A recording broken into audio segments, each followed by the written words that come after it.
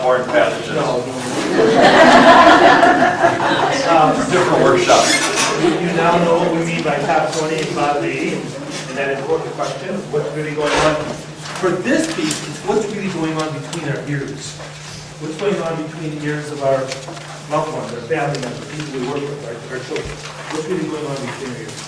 So, that's Tom. Say hi, Tom. Hi, Paul. Say hi, Paul. Good. We're off and running. You didn't see the keynote. He's the funny one, I'm the serious one.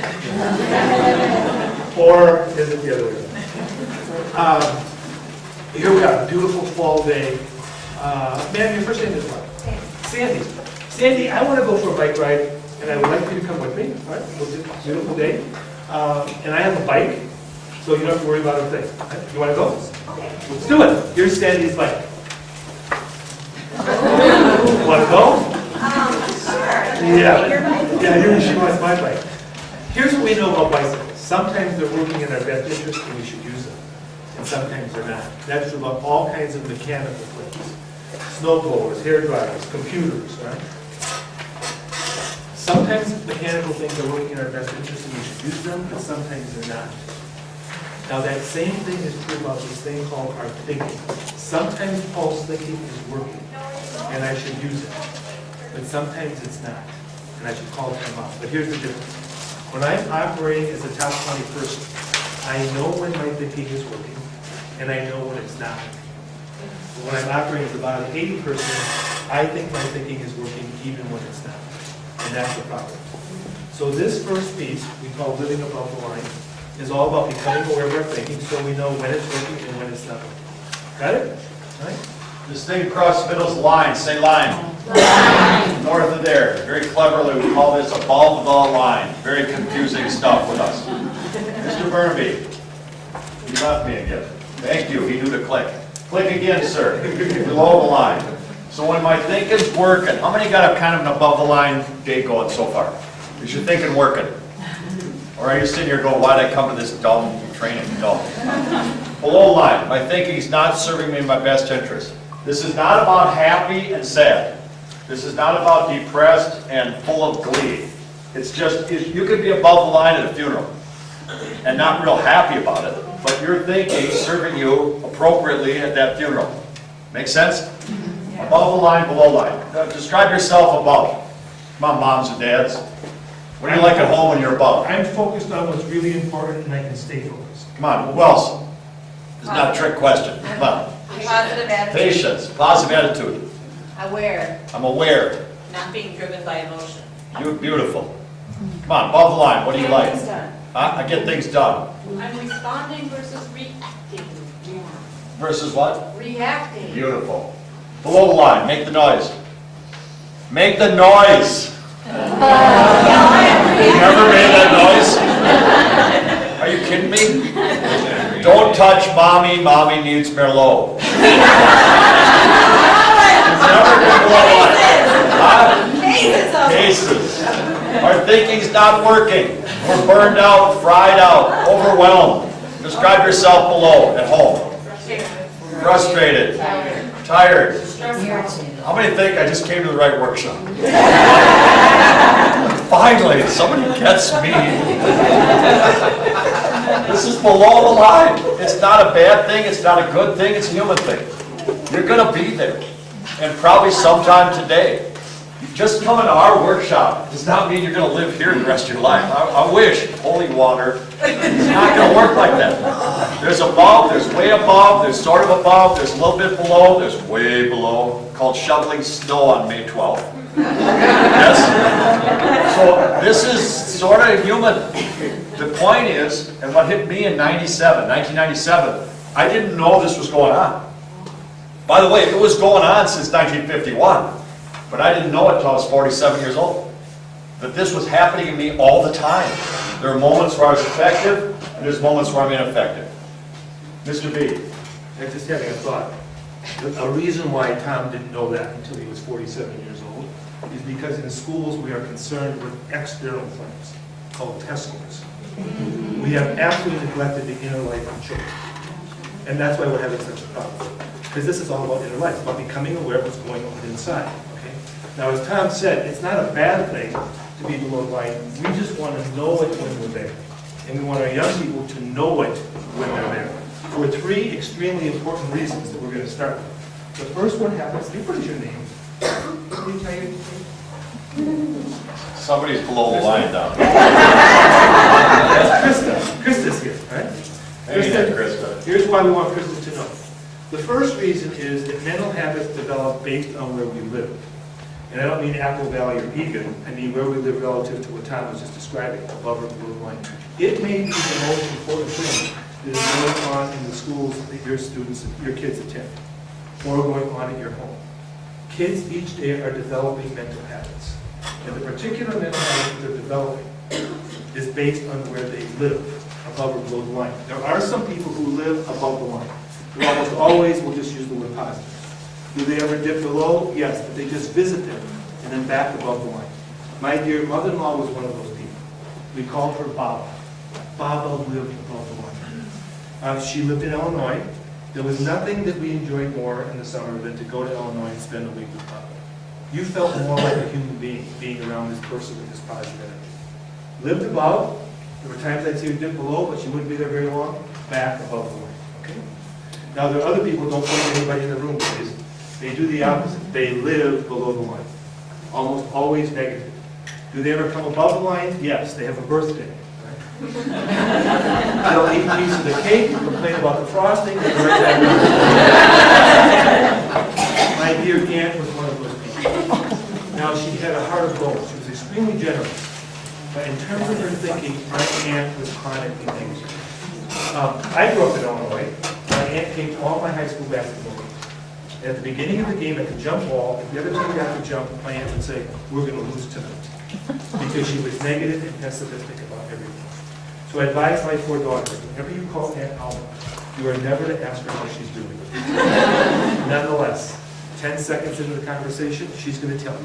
She's going to complain about her knees, she's going to complain about her shoulder, she's going to complain because the neighbor's dog ran her yard last night. And in 1997, the tomatoes didn't ripen. And after listening to her for a minute, you're going to wish like you had a dentist appointment. Did you have a question? Is your aunt and your grandma related? My aunt and My my grandma? Are they my related? mother-in-law? Mother? No, No. no, two different families. All right. Two different families. So I don't know when that began for my parents, but a long, long time ago, on a particular day, my aunt had a negative thought. Followed the next day by a negative thought. Followed the next day by a Negative thought. and that began to form in my aunt the negative mental habit called complaining. She did not know that. I gave the eulogy at her funeral. I talked about two things: the generosity of her heart and the chronic negativity of her thinking. And I didn't surprise anybody in that church. They all had examples of those two things. Everybody knew that about her except her. Right? So here's my question. Would you raise your hand if you brushed your teeth with your right hand this morning? Anybody have that experience? And maybe a few of you did what I did, you brushed with the left hand. Right? So here's the deal. First name? Bill. Bill, left-handed, right? Right? When you walked in the bathroom this morning, Bill, and you saw that toothbrush on the counter, did you say this to yourself? I could pick it up with my left hand, or I could pick it up with my right hand. I think this morning I'll pick it up with my left hand. Did you do that, Bill? No. No, of course not, because for Bill it's a what? It's a habit. The same thing occurred when I would call my aunt. She could have had this stuff. My nephew's called. I could be negative with things, or I could be positive. I think tonight I'll be negative. She never went through that mental process. She was automatically negative because it's a habit. It's a negative mental habit. That concerns me because habits govern our life. So can you bust a habit? Yes. You bet you can. For my dear aunt, it would have taken an act of Congress or God. But for a second grader in one of our schools in District 196, much easier to change that habit. Why? Because the clay hasn't hardened yet. Now, ideally, what we would want is for that second grader not even to begin to develop the negative mental habit and develop something else that we would call positive mental habits. Right? So that's why we need to know, and why we want our kids to know whether they're hanging out above or below the line. Have you ever heard a kid use the word S-U-C-K-S? Raise your hand if you've heard that word. Very common. This sucks. My cell plan sucks. Yeah. Winter sucks. Unless they are describing how a vacuum cleaner works, they are complaining when they use that word. This is one negative mental habit that I'm very concerned about in our young people. And here's the second one. It's called boredom. We do a lot of work with teachers. What kids believe is that boredom is caused by teachers. What they do not understand is that boredom is a condition of the mind. Boredom is not something out there. It's something that resides between our ears. And once I graduate from Eastview High School with boredom, I take it on to college. When I graduate from college with boredom, I take it on to whatever comes next. So I'm going to ask you to think about this. We had the state fair not too long ago. If you went to the state fair, had a little bit of cotton candy one day, that's cool. Moment. Yeah. What if you ate cotton candy for breakfast, lunch, and dinner week after week after week? Even the kids say after that. So here's the deal. If you have a child who in the next 6 months complains once, I'd say, yeah. I'd say what? Yeah. Don't worry about it. But if they're complaining all the time, now, Houston, we have a problem. Because that child is developing a habit of complaining. Or in the next 6 months, if you got a kid once who is bored, I'd say, yeah. But if they're bored all the time, now we are into development of mental habits. And those mental habits will govern your lives. So I'm going to ask you to do this. If you would, with what you're saying next, you just kind of turn a little bit. What negative mental habits are getting in the way of kids developing their potential? What do you see going, maybe in your kids or other kids you know? What do you see as negative mental habits that are developing in them? Okay, just yak at each other for a minute and we'll call you back. What do you see?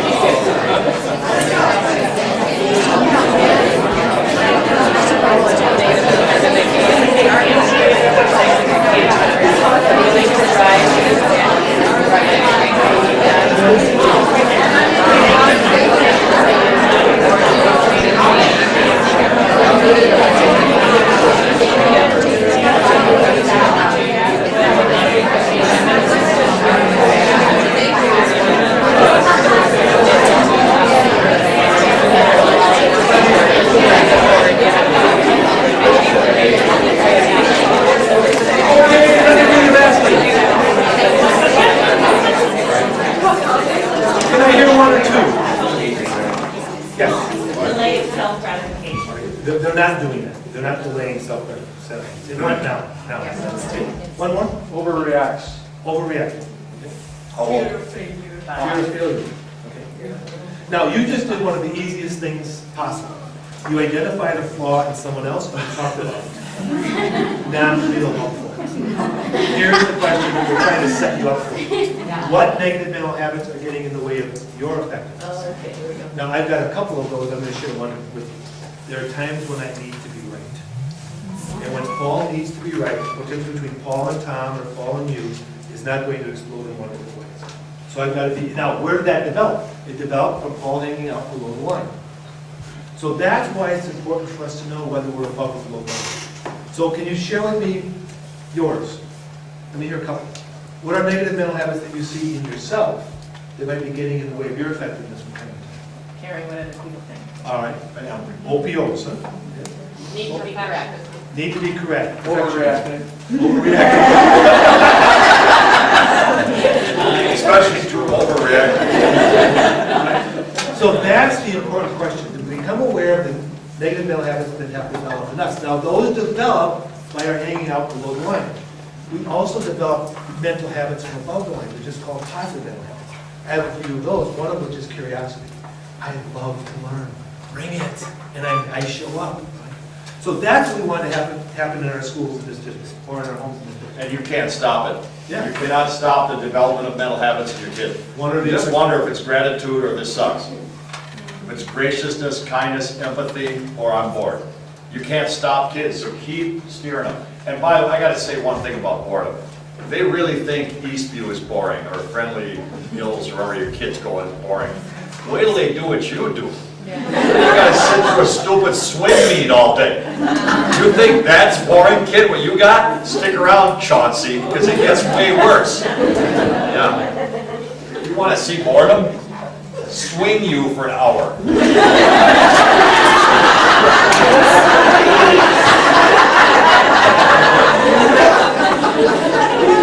Do you really think your life is full and fulfilling? I mean, what would you do? Bernstein Bears book, I'm gonna puke. So Each reason number birthday. one, why we just want to know where we are, we want our kids to know where they are, is because mental habits are developed. Here's reason number two. It has to do with life looking different whether we are above or below the line. So I want to introduce you to this young man. This is Shane, and is Tom's middle son.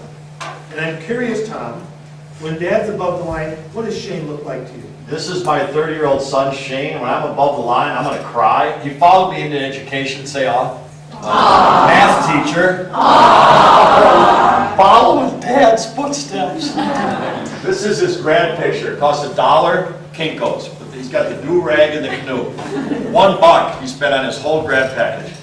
Awesome. I mean, it's awesome. This kid marches to his own beat. I don't need all that garbage. He marches to his own drum. He puts pumpkins on his house in March, because everybody does it in October. So he likes to celebrate Halloween in March. That's Shane. He's an odd duck, and we love him. Went to Madison, Wisconsin, second-rated drinking party school in the country when Shane was there. And it wasn't his fault they got beat by Boulder. If everybody would have chipped in like Shane, they'd have won that sucker. Huh? This kid is amazing. Then he takes ballroom dance at Madison. Say why? 72 girls, 3 guys. It's my boy. This kid will never die of stress. Never once will he die of stress. He doesn't. You call him up and say, "Come over for your birthday tomorrow night." And that's how Shane rolls. He goes, "I haven't thought that far ahead yet." You just love him. He's a gift from heaven. Click, please. Ask me another question. I'm curious, Tom, when Dad goes below the line, what does son Shane look like? Ballroom dance for 15 grand. Blood sucking leech. Let's take my bone marrow too. And the do-rag. What are you, in a gang? You grew up in Roseville. I mean, good Lord. I mean, and then oh God, and the teaching. Really? You want to drive a rusty Blazer your whole life like your old man? What are you, stupid? You know, you get up mac and cheese as a kid? You know, he just doesn't get it. And the pumpkin thing is just embarrassing. Don't tell anyone your last name. Spawn of Satan. This is my wife's fault. Only jeans he got from me were like Levi's, baby. Here's my question. Does Tom have 2 sons named Shane? 2 sons. No, just one. But the kid looks different to Dad when he's above the line or when he's where? Now, Shane does go above and below, but mostly it's me. And in 1997, I figured that out, when Shane was 16. It finally occurred to me that my kid looked different to me with a lot of the same behaviors when I was above the line or below. Prove it. Think of a kid, think of one of your kids, pick one, any one. How does that kid look when you're having a good above the line, clear thinking day? Come on, describe that kid. Angel. Adorable. Responsible. Funny. Just get on the Take plane. it far. Keep them coming. Huh? Independent. Independent. Now hold that thought. Because watch what independent looks like 10 minutes later when mommy needs Merlot. Ready? How does independent look? Now, shut up and do what I tell you. Independent. Right? You too. Describe your kid when you're below. Stubborn. Huh? Lazy. Lazy. Disrespectful. Doesn't listen. Huh? Needy. Doesn't listen. Doesn't listen. Annoying. Annoying. Now, do you have 2 kids named Charlie? Or is Charlie looking different to you? See, this changed my life. When I realized there were times, I used to ask my principal, why do you give me the worst kids after lunch every year?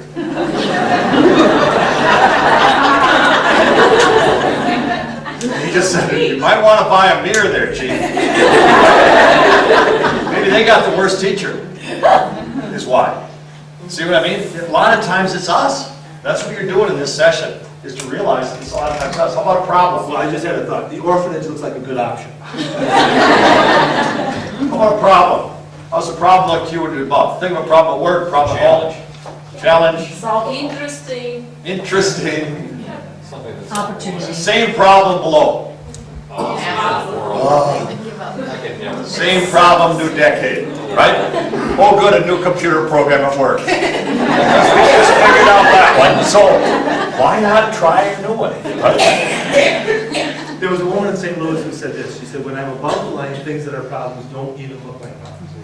But when I'm below the line, things that aren't problems look like problems. Would you raise your hand if that's ever been true for you?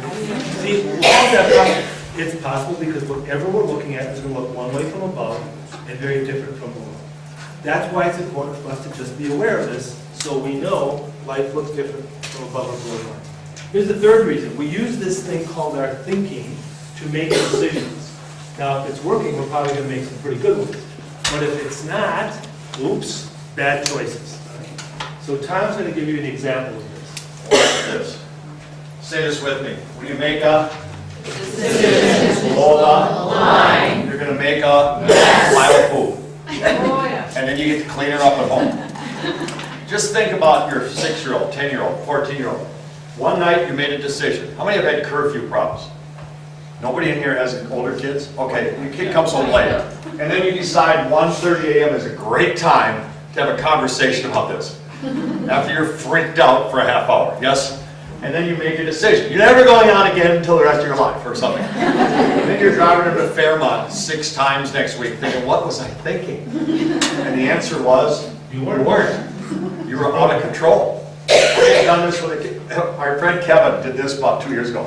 That's it, no Halloween. There is no Halloween. It's over. No Halloween. Now that would be great, except for the rest of the neighborhood didn't cancel. Yes. So the wife was just standing there watching, going, no Halloween for a 10 and an 8 and a 4-year-old. Good one, Kevin. That's really going to work. You want to know why he said it? He hit his head on the minivan.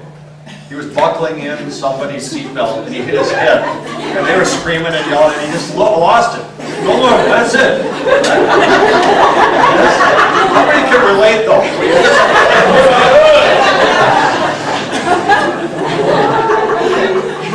You're in the right room. Here's one of mine. I got 100 of these. I made a career out of this. In the 80s, I was below the line. It was a tough decade for me, okay? So I'd go in my classroom and I'd start suspending people and I was that guy. Did you ever have that teacher? That was me. So I'm always afraid to talk because I know there's a former student sitting in this room too. And it's like, God, I don't know what I even said to you because I was out of control.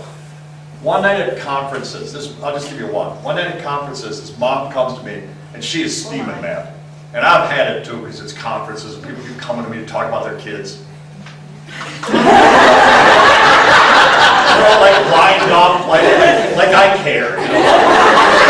Nothing to do with I care. So they're coming to me, and the lady comes with the F calculus grade, and she is just coming for a bite. She's got me like, let's go, baby.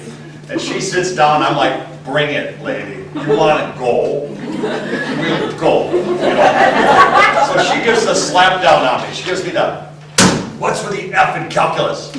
And I'm like, okay, let's go here. Lady, it's because we don't give G's, okay? That's why he got an F. It's as low as we go, you know? He's like at 8%. And you're wondering how that's an F. Well, if he goes up 50, he'll fail. And he doesn't even have a pencil. Then she tells me what? He's going to Yale, you know, Mr. Cody. Yale next year. So I turn to her and go, you mean the lock company? Because you can't mean the college. And she's like, looks at me, storms away. I give it the touchdown dance, you know. I got the win, and I go to the, I don't know what you people do, we go to a bar. And we talk, and all the young teachers are, oh, Cody told a lady we don't give G's, and oh, I wish I had the guts to tell the truth to people, you know. Now, meanwhile, where's she? So I'm the big kid at the bar. She's talking to the council about getting the kid changed from Mr. Cody's class. She's calling the Pope. She's calling the police department. Yeah. Everybody. Anger management courses. I mean, so it wasn't as funny a story on the back end of this. My end was funny. Oh, lady, we don't give G's. Well, yeah, I made a decision below the line, created a mess, and now I got to apologize for like weeks and go to like counseling and like get this kid switched to a different section, except I'm the only one teaching calculus. So now we're stuck with each other for 8 more months. This was a mess. It took me forever to clean it up. Yeah, not quite. Years after this happened, our friend Willow started teaching at this same school. The very first story she heard was Mr. Cody telling a parent, "We don't give G's." So this lasted a long time. It's my legacy. Yeah. I'm stuck with this for life. She's from White Bear. Think she's ever told this story? Is it as funny as my version? No. Some big idiot from CDH called my kid a name in Yale, but guess where he went to college? Yeah. Grandpa's on the board. He got like a 1.5 GPA to get into Yale. Of course, Grandpa had him wired in there from the beginning. So would you do this? Would you think of a time when you were below the line and you made a decision? What was the outcome of that? What resulted from that below the line decision? And just yak at people saying that, we'll call you back in a minute. When have you made a mess? Think about home. What was the result?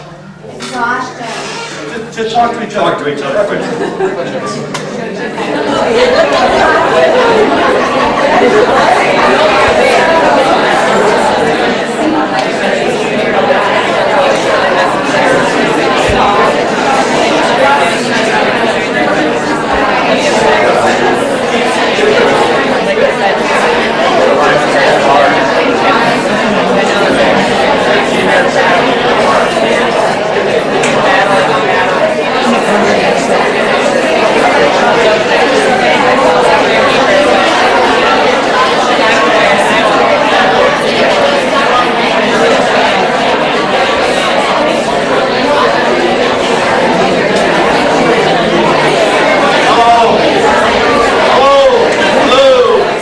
Sounds like this conversation's gone for 2 weeks.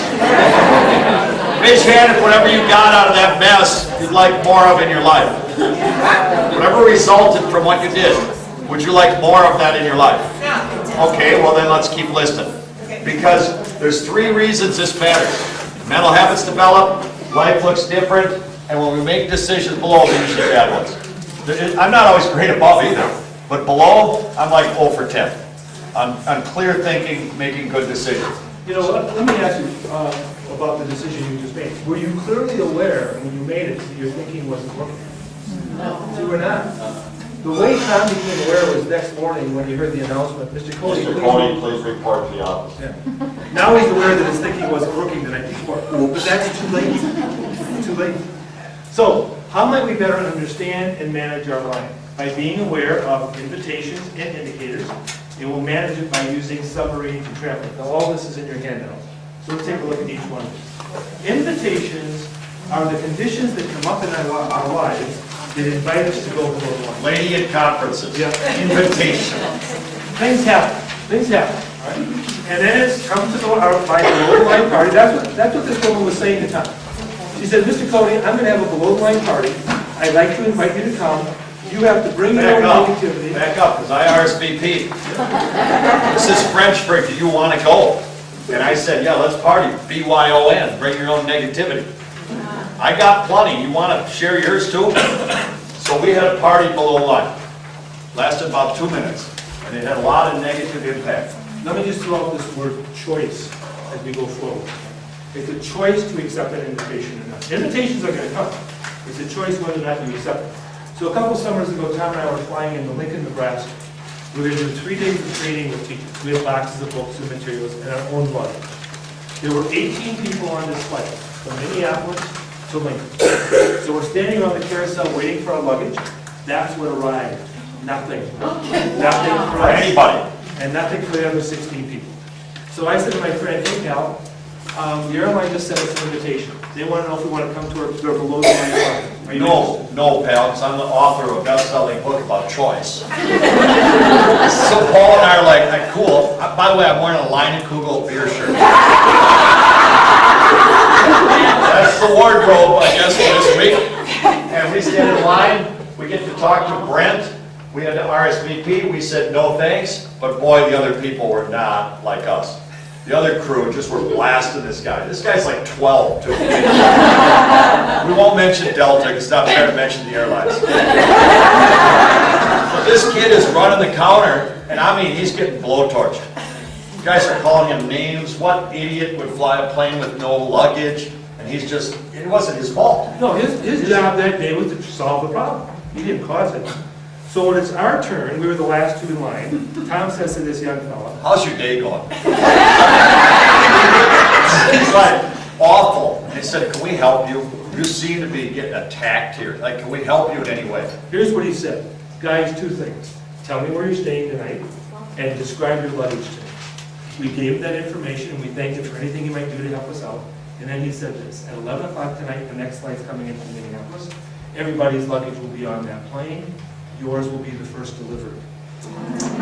Here's the reality, my friends. Watch When we this. govern the Watch this. inside, we influence the outside.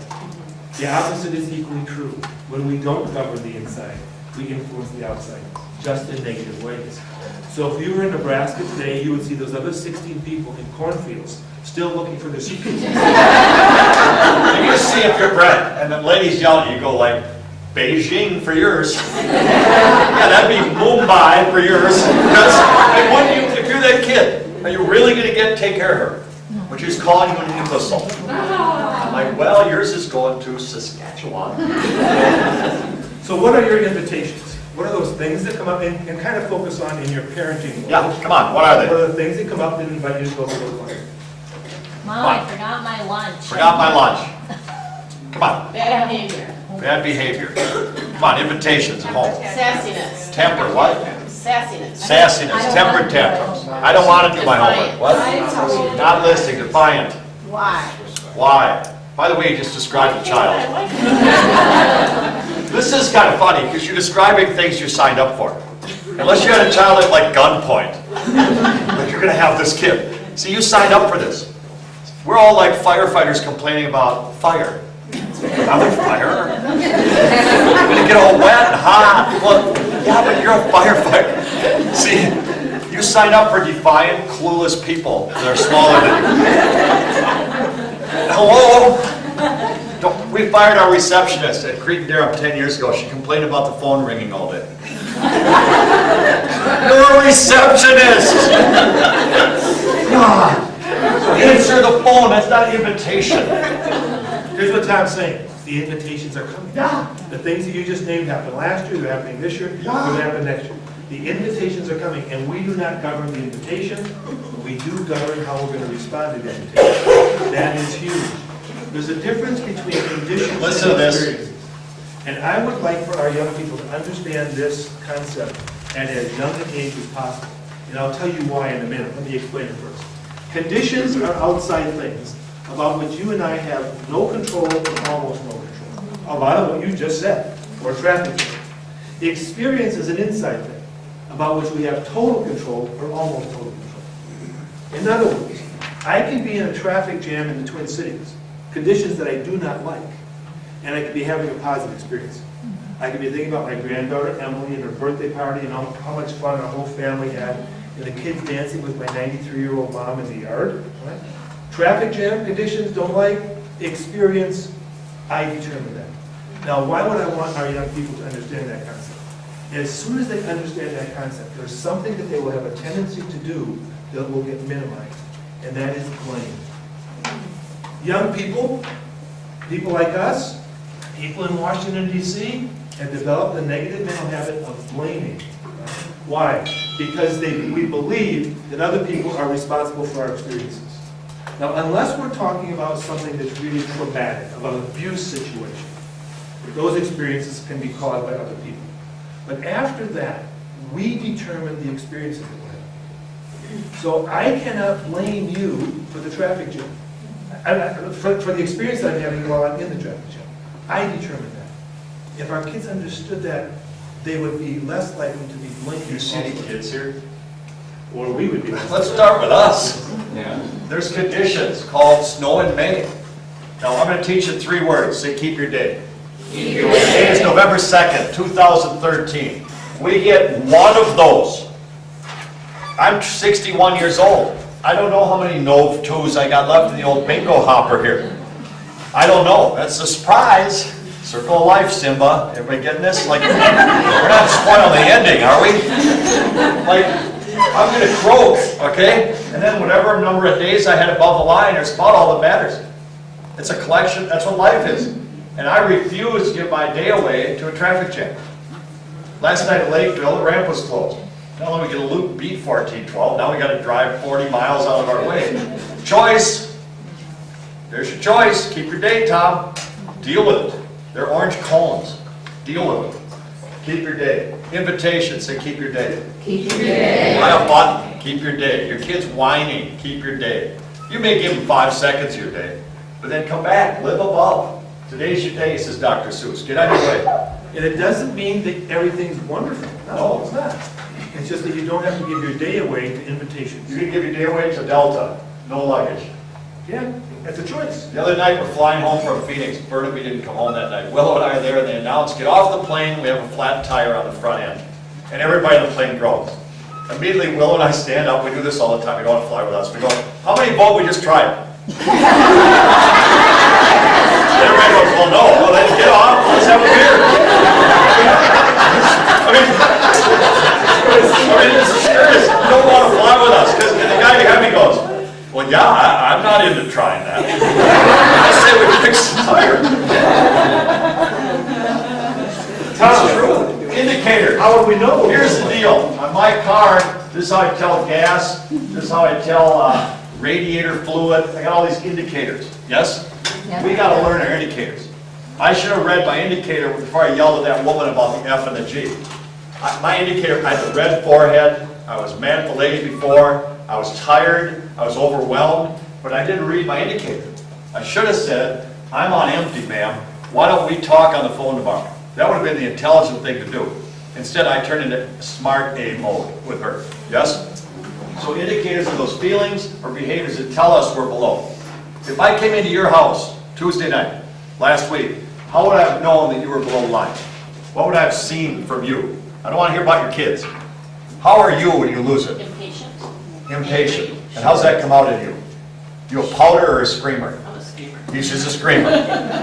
We think you either choose silence or violence when you're under. Yes? Where's my pouters? Come on, where's my sulkers? Okay, just make your own dinner. Apathy. Anybody choose that? They go in the cave mode. Some people go in the cave when they're below. I'm just not, I'm going to withdraw from this family thing. I'm out. How many, can you relate? How many are like me? Come out with a club. We're taking prisoners. If mommy's below, we're all going below. What's the saying? When mama ain't happy, ain't no one happy. That's violent. This is silent. They're both equally important, whatever your indicator is. If you see yourself saying, okay, I refuse to speak to you, daughter, well, you know you're below the line then. So you got to know your indicators. And maybe they're different. How many say that you're different at work than you are at home? Of course. Maybe at work you pout, at home you take prisoners. Maybe it's opposite. Paul, is it important if we're working together with someone, like our husband? What if your indicator is different than mine? Yeah, And we're like married. It's important to know. Why? What if I'm a pouter and you're a more violent? What would you know, like Willow and I? Well, this is the example with Willow. Willow talks for a living, she loves to talk, but when she's below the line, she gets really quiet. So when we started working with Willow some years ago, we might have said something like this: Willow, when we go to work with these two parents, I think we should do these topics. And here's what Willow would say. And sure, Paul, that's fine. Let's just do it. What was she thinking in her head? No. Oh man, you're the boss, you're gonna tell me what to do all the time? You're gonna tell this young chick what to do? That's what she would think. What she would say is, oh, that's fine. Shelley did this with her hand. Yeah. Now, my friend here and I, we speak a language called Gaia. In the language called Gaia, the word fine means fine. We speak male. Where should we go for anniversary? Wherever. To us that means wherever. In To the wife it means, I'm thinking of a place. I better know it. And it ain't Denny's. See, in the language called woman, the word fine means I hate you, I hate you, I hate you. So now we just know that about Willow. We know Willow's indicator, and she knows ours, which makes what? Very effective between the three of us, because we know indicators. So I'm going to push on something. I think you should spend 20 minutes this week at dinner some night and talk about everybody's indicators. Especially your 12-year-olds, especially moms, especially all of us. Hey, when I do this, I'm being ineffective. You know what we remember that? Family, next time you see mom's forehead on fire, remind me not to make any important life decisions, like quitting my job or anything. Give me a heads up when you see my indicator sparkle up. I think that's a huge conversation. And then you should get your summary.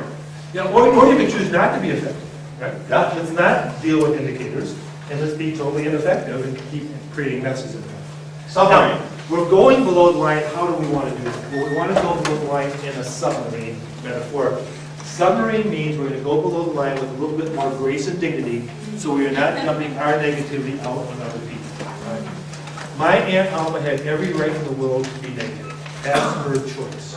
But to dump negativity on other people is not okay, especially if they are children. I'm 66 years old. You want to dump negativity? You don't want to handle that. But a little second grader does not. So I was coaching a high school girls basketball team. I went to practice below the line on this particular day. I want you to think of yourselves as my team. You come into the gym, you can hang out with me for the next 2 hours. You're going to get my negative tone of voice, my need to be right. You go in the locker room after practice, what are you talking about? What a jerk he was today. You go home, you're having dinner with your family, what are you talking about? What a jerk Coach B was today. Right? That's the potluck. Instead of sharing food, we're sharing negativity. Now, that never happened on that day. I did go to practice below the line, but I went in a submarine, which meant what? When you came into the gym, I gathered you around, I said, hey girls, Coach B's below the line.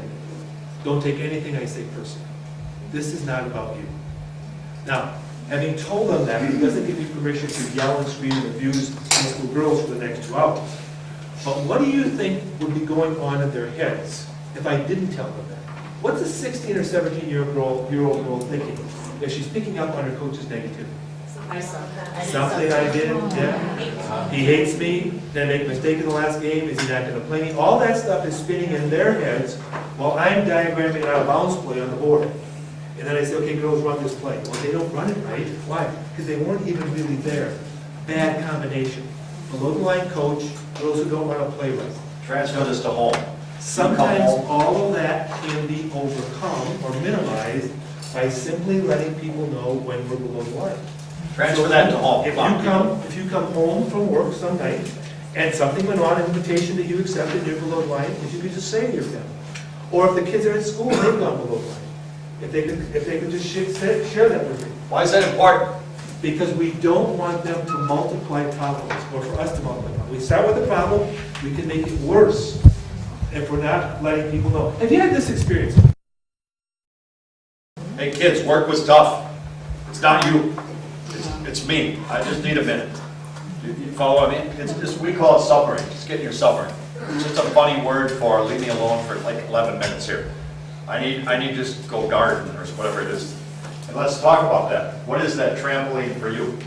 So one way you might do that is to create on your refrigerator a line, and each kid and you have your pictures, and when you come home from work or school, you put it wherever you are. Now we know.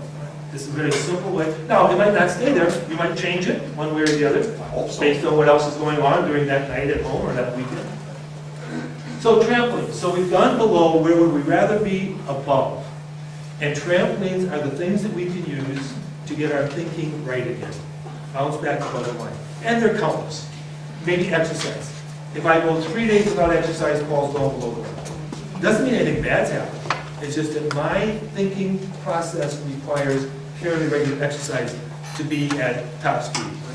Maybe it's just hanging out with family, friends, cuddling with the kids on the couch, getting a nap or getting a good night's sleep, prayer, quiet time, meditation, listening to music, our hobbies, whatever those happen to be, reading, making things. For a lot of kids, it's pets. This is huge for kids. When we talk about trampolines, Shih Tzus are trampolines. Gerbils are trampolines. They really have one place that doesn't judge them in their life when they're 12. That's called Shih Tzu. The next one came from 7th grade boys. We were teaching this, and the kid said, kindness is a trampoline for me. When I'm mean, I find myself going further below the line, but when I'm kind, I find myself coming above the line. For this kid to understand he has a power inside of himself to create something positive. And a kid in that same class said gratitude. He said, I can complain about stuff, this sucks, that sucks, but when I'm grateful, I find myself coming above the line. Almost everything in our training is about helping young people or older people discover power in their life to make a positive difference. Now, we might not use that power. Tom and I don't all the time, but I'll tell you what, I know I've got it. Give me some of yours. May I add empathy? You Yeah, know, yeah. I spend a second, and it's just like, chill out, be empathetic. I hear you might be feeling angry right now, is that what you're feeling? Sure. And you just, if you Cool. do that, man, then they get a moment to reflect. Give me your trampolines, people. How do you bounce back? You don't want to live forever under. Come on, what's your bounce back? Take 5 minutes and breathe deeply. 5 minute, breathe deep. What else? Exercise. Huh? I didn't hear you. Play with kids. Laughter. Laugh. Catch up on sleep. Take a walk. Catch up on sleep. Catch up on sleep. Okay, so you have a 2 and a 3-year-old, they're playing with like kitchen appliances. You see, I'm just gonna sleep for a bit. So some of these are not available on the fly, true? I can't just go for a walk with 5 4-year-olds in my living room. I can't just go garden, because I'm so better there. I mean, so what do we do, Paul, on the fly? Let me give you another idea, and it has to do with this concept called perspective. Can we use something that gives us perspective? One of those for me is my grandkids. I just have to think about them, and grandpa stays a little bit above the world. My grandkids give me perspective. I wear the dog chain that my father wore during World War II, while he lived in a foxhole in the Pacific for 3 years. Right? Now, in May, we had to shovel snow in Minnesota. How'd that go for you? Do you think the son can shovel snow knowing that the father lived in a hole in the ground for 3 years? Yeah. Total perspective, right? Total perspective. And so my dad's dog chain, my dad's been dead for about 16 years, but his dog chains do not allow me to dip too far below the line. Because I know that life can really be tough for some people, and shoveling snow doesn't qualify for that. Plus, nobody was shooting at you. Right? While you're shoveling snow. I don't think so. That'd be even worse. Can you think of anything for Tom? It's Mountains. Now, I can't go to the mountains every time I'm crappy. Sorry, kids, I'll be in Scotland. Work in groups. I don't have my rock with me that I carry it to school every day. I have a rock from Scotland. I took it right off the beach. And I just carry that around school. And when some kid does something crazy, I just remember it. It's not that big a deal. So It's what- just a kid with no frontal cortex making a bad choice. what might give you perspective? What's something that you can kind of latch on to that will not allow you to go too far below the line? What's your reminder? Anybody got pictures of loved ones somewhere near your workstation? See, that's a trampoline. Anybody carry little Post-its around, or you meditate, pray? What's your deal? How do you stay Knowing they're okay? going to college, and I'll be an empty nester. I mean, that's like, whoa, every day, this is going to be the last time I get to do this. Okay, It was perspective. my last Halloween, it was my last, Oh. how do you want it, it's your day. It's my frickin' day, how Yep. do you want to do it with them? Yep. Because I ain't gonna see them much more, I'm telling you. That- Maybe next year they'll be here. That doesn't mean that everything is wonderful, but it means I want to experience life from here, not from here. And I have a choice about that. I want to leave you a story before we quit. The power of this thing called the line. This girl's name is Beth. Say hi to Beth, please. She's my buddy. Hey, Beth. You know, Beth's 22. She's now living in El Salvador. She's on a mission deal. She came right out of Marquette University. She's 22 years old. I met her when she was 14. At our school, we teach this class. By the way, you need this class in your schools. This is taught just like this to our ninth graders, what you just saw. And the mistakes piece. We've got to get this to children. And if you just bother the teachers here, they'll eventually get to it. We need to be here. But anyway, so Beth learns the deal. Yes? And 42 days after she learned line, just like you learned it just now, her dad died. And I mean, like no warning, some weird heart ailment, and dad's gone. She missed school for a few days, came back in pretty good shape, which I thought was weird or denial, because she looked pretty solid when she returned from this devastating invitation, right? Then she says to me in the hall, I said, come here, are you okay? She goes, yeah, I'm going to take power and control over my inside experience. I'm not going to be a victim of outside conditions. 14, really? Like what page is that on? And by the way, it wasn't. Beth wrote our book for us. Beth returned with power and dignity. She says, Mr. Cody, I'm going to grieve from above the line. You know, grief is not above below, she says to me. No, I'm bawling. We're hugging in the hall. And she's like, you don't get it. Like, I'm not gonna flunk out of school, that'd be a victim move. I'm not gonna fight with my mom, that's a victim move. And how does that celebrate the memory of my father? I'm like, what are you, Oprah? I mean, she's 14! And I'm thinking, I didn't do this. I mean, I'm not telling you this like, buy our book, because then your kid will be like Beth. See, somebody else wired Beth to be like this. This wasn't me. We just reminded Beth how powerful she was. That's all we did. We did not put anything in Beth. Somebody else takes care of that from upstairs. We just reminded Beth the power and control she had. And then she went out and lived like this. And every day she would march down the halls at our school. And by the way, father-daughter dance, not her favorite day at our place.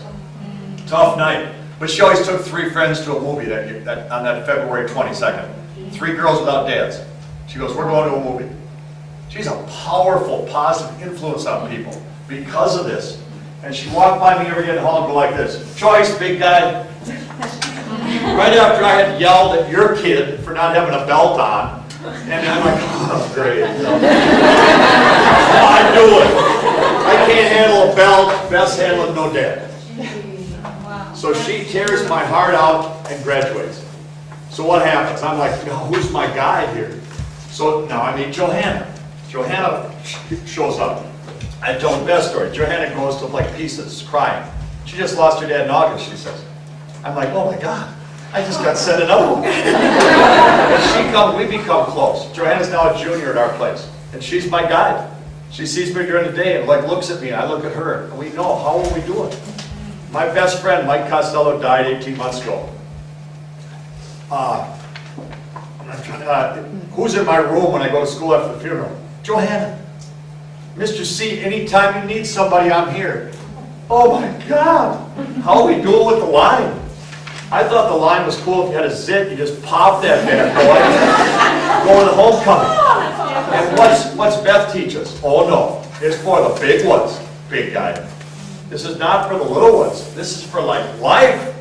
Life's going to give you more than a late airplane from Delta. Yeah. You know? So here's essentially what that taught us. The choice is between a top 20 or a bottom 80. You and I can operate as a bottom 80. We can wait for outside conditions to improve. And when we come home from work every day, the kids say, Mom and Dad, thanks for going to work. Boy, I like bingo. What an awesome dinner. And I'm going to do my homework now, and if I need help, would you help me? And then we can wait for Beth's dad to be resurrected from the dead. Good luck. We can wait for that. And then guess what? The inside experience gets better. That's just going to be a long wait for all that stuff. Or we can operate like that. We can improve the inside experience first, and then the outside conditions, or at least the experience of the outside conditions gets better. That's our choice. Right? We have a friend who's a teacher at 6th grade in St. Paul. She's working with kids who are coming from difficult situations. I would say victims in life, largely, for a variety of reasons. But she teaches them above and below the line at the beginning of the year. And what she is 6th grade kids. Jean has said, my students were characters in someone else's story. Now they are authors of their own life. My friends, this little machine can give your kids information. The reason why we need powerful teachers in our schools and parents in our homes is because only you are going to help kids discover that they have power in their lives to make a positive difference. Google can give them information, but a teacher or a top 20 parent will remind them of power they have inside of themselves to make a positive difference in their lives. Beth, Yeah. That was ours. some parenting tips. You're going to want to run home and tell your 15-year-old daughter all this, yes? Don't! And if you're dying, first thing, you got to take it on before you pass it on. Don't go, until you start trying to live above the line, do not teach this stuff to anyone. You're wasting your time, okay? But if you do it, don't use the word attitude. Because we just talked for an hour about attitude, yes? Have an attitude, it's all about attitude. Well, you say that to your 12-year-old daughter, she ain't going to be listening after you use that word. Because nobody's ever had a positive talk about, hey, super attitude. Like, way to go, Shirley. That word turns people off. Just say line. Line. Number 2, put that poster up on your fridge. It means investing in a hunky yarn and then covering those stupid Wisconsin Dells refrigerator magnets with pictures. All right? You have it in your fridge. Nobody cares about those magnets you bought for $11 anyway. There's a group in Wilmer, there's a service industry, this is what they have on their doors. One lady said, put this on your door, and this card flips. You can either say above or below. And just know that coming in that office. And then see what happens to problems at work, which they say they slashed by 67% last year. They reduced their problems between adults by 2/3 by just knowing this ain't the day to ask for the trip to Hawaii. You with me?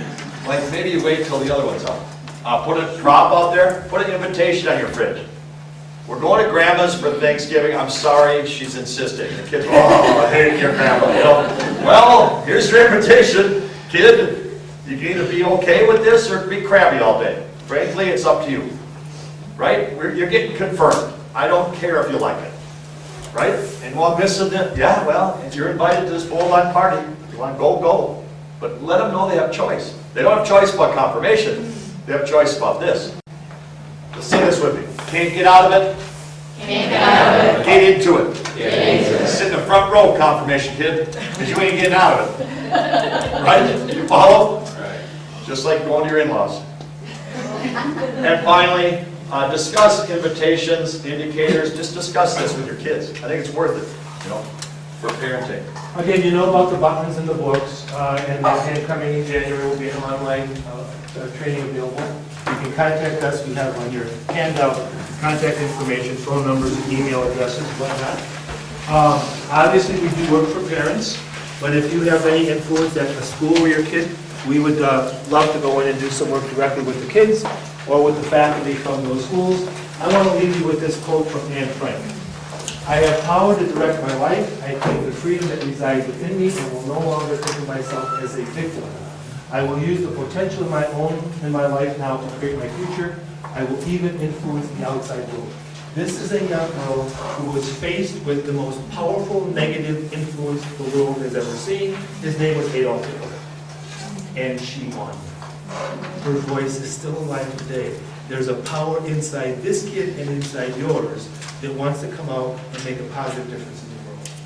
The more they understand about their line and are free from the negative consequences of mistakes, the more likely those voices are going to be heard and the world will be better.